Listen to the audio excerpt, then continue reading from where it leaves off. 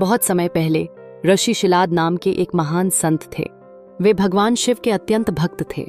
हर दिन वे केवल शिव का नाम जपते और अपने जीवन को पूरी तरह साधना में समर्पित कर चुके थे। लेकिन एक दिन उनके मन में एक छोटी सी इच्छा उठी। हे प्रभु, मैं चाहता हूं कि मुझे ऐसा पुत्र प्राप्त हो जो अमर हो, जो सदैव पवित्र रहे और जिसका जन्म भी किसी स्त्री के गर्भ से न हुआ हो। ऋषि शिलाद ने यह संकल्प लेकर कठोर तपस्या आरंभ की। उन्होंने वर्षों तक हिमालय की गुफाओं में बैठकर शिव का ध्यान किया। न कुछ खाया न सोए, बस ओम नमः शिवाय की ध्वनि उनके हृदय में गूंजती रही। ऋषि की कठोर तपस्या से प्रसन्न होकर एक दिन महादेव स्वयं उनके सामने प्रकट हुए, त्रिशूल हाथ में, जटाओं में गंगा और मस्तक पर अर्धचंद्र धारण किए हुए। शिव का वह तेजस्वी रूप देखकर शिलाद ने नतमस्तक होकर प्रणाम किया। बोलो शिलाद, शिव ने कहा, तुम्हारी कौन सी इच्छा पूरी करूं?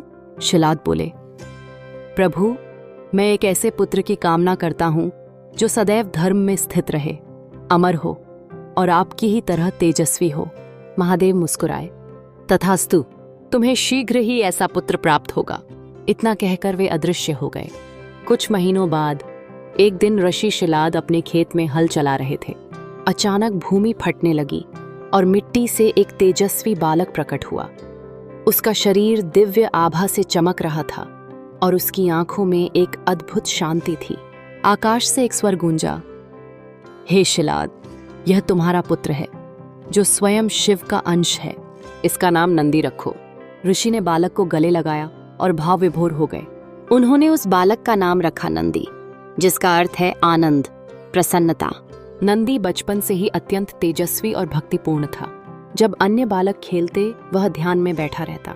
वह हमेशा भगवान शिव की मूर्ति के सामने बैठकर ओम नमः शिवाय का जाप करता।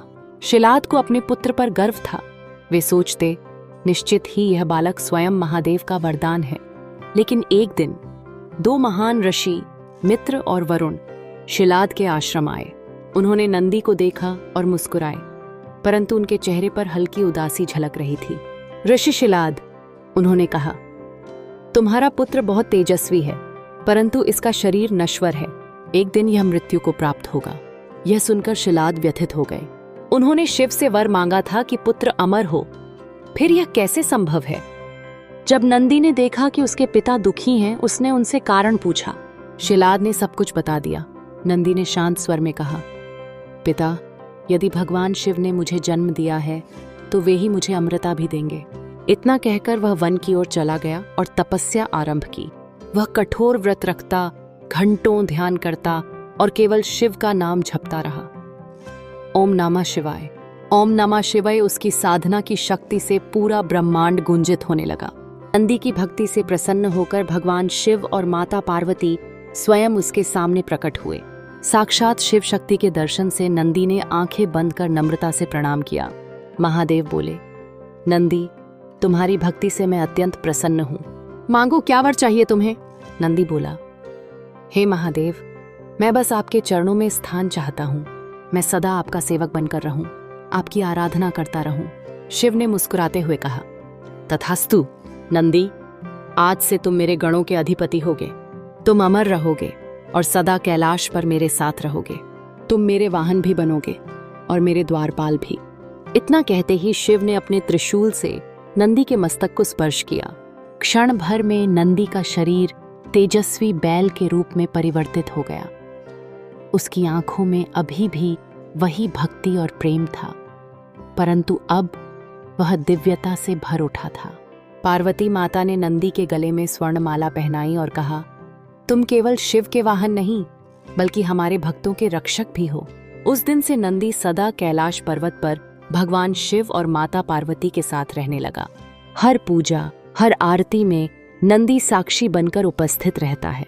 नंदी केवल एक बैल नहीं, बल्कि भक्ति, निष्ठा और समर्पण का प्रतीक है।